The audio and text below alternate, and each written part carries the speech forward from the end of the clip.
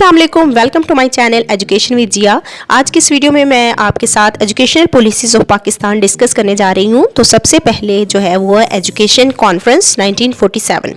Education conference 1947 जो थी वो पहली एक कॉन्फ्रेंस थी जो कि पाकिस्तान में हुई और इसका जो टाइम पीरियड था वो 27 नवंबर से 1 दिसंबर था और ये कराची के शहर में ये कॉन्फ्रेंस हुई थी। और उस वक़्त के जो वज़ीर तालीम थे, एजुकेशन मिनिस्टर थे, वो फजलुर रहमान थे जिन्होंने ये कॉन्फ्रेंस प्रेजेंट की, जिन्होंने ये पेश की। और कायद-ए-आज़म की सुपरविज़न में ये जो कॉन्फ्रेंस थी वो पेश की गई थी और इसमें काफ़ी सारे मेन पॉइंट्स जो थे वो रिकमेंड किए गए थे।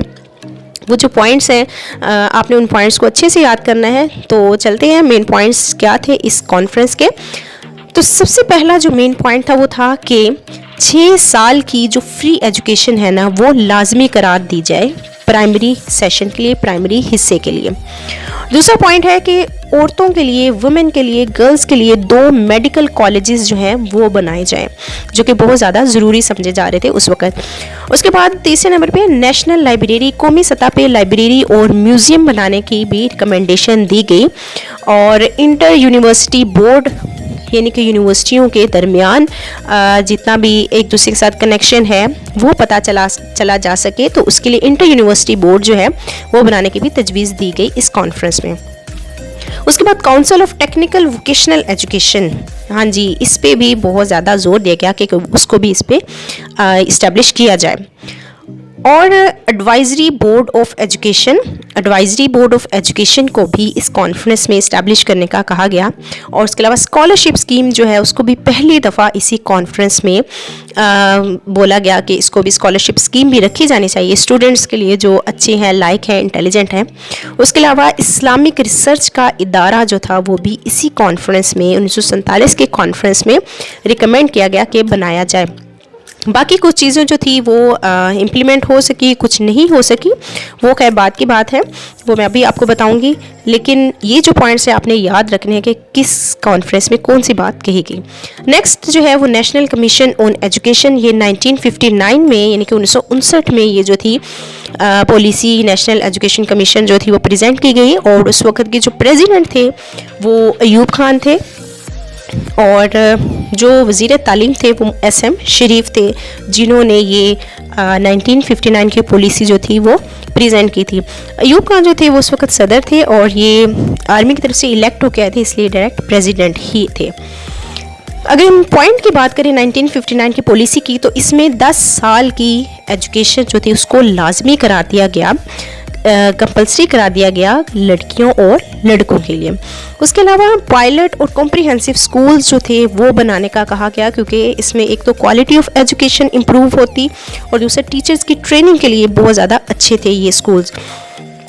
इन स्कूल्स की रिकमेंडेशन दी गई थी, लेकिन बाद में इन पे कितना वर्क हुआ कितना नहीं हुआ ये भी मैं आपको बताऊंगी।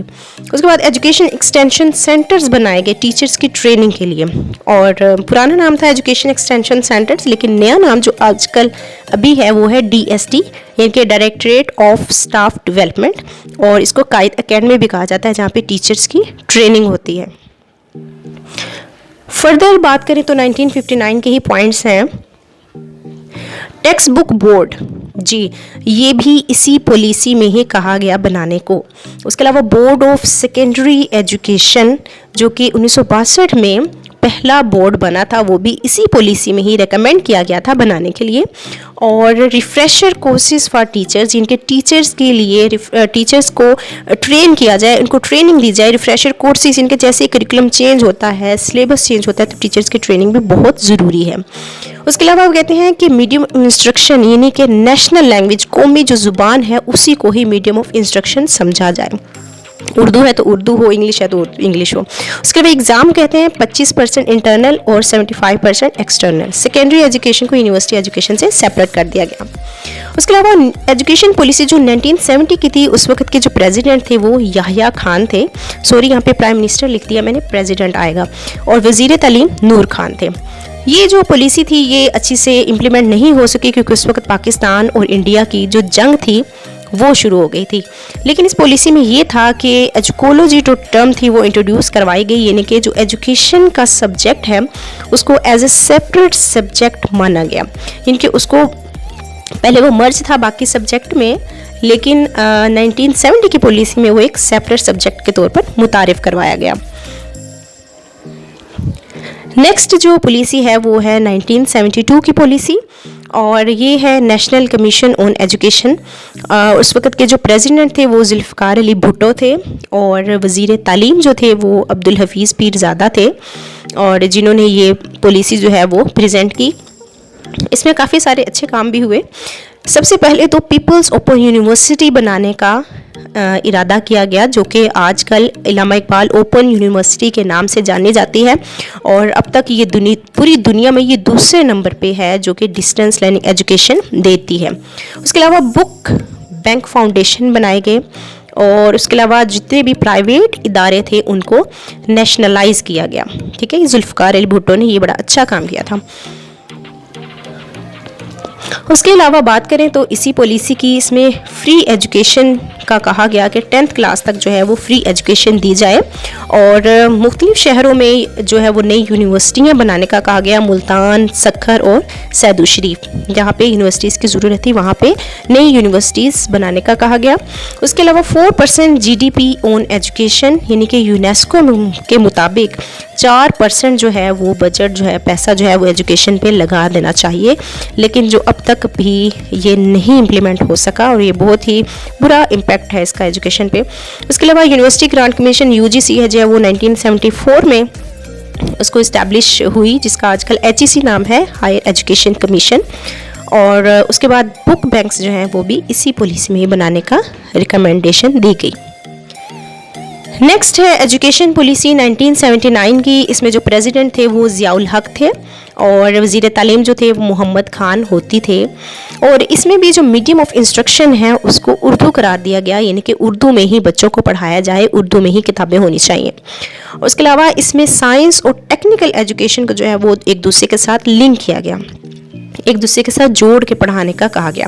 और उसके अलावा 4 टायर सिस्टम ऑफ एजुकेशन की बात भी इसी में हुई, यानी कि 4 टायर सिस्टम का मतलब ये है कि एजुकेशन को 4 उसमें हिस्सों में डिवाइड कर दिया, प्राइमरी, एलिमेंट्री, सेकेंडरी और कॉलेज।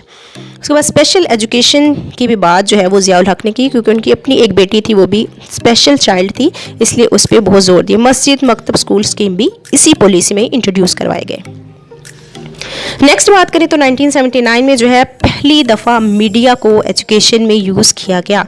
ये बहुत ही अच्छी और इम्पॉर्टेंट बात है जो आपने याद रखनी है। 1983 में पहली दफ़ा मीडिया को तालीम में इस्तेमाल किया गया। उसके अलावा मोहल्ला और मॉस्क स्कूल्स बनाए गए क्वालिटी को इम्प्रूव करने के लिए एजुकेशन की। उसके अलावा डी नेशनलाइजेशन, यहाँ पे आएगा सॉरी नेशनलाइजेशन लिखा गया। जुल्फ़िकार अली भुट्टो ने जो इदारे नेशनलाइज किए थे, ज़ियाउल हक ने उनको डी नेशनलाइज कर दिया।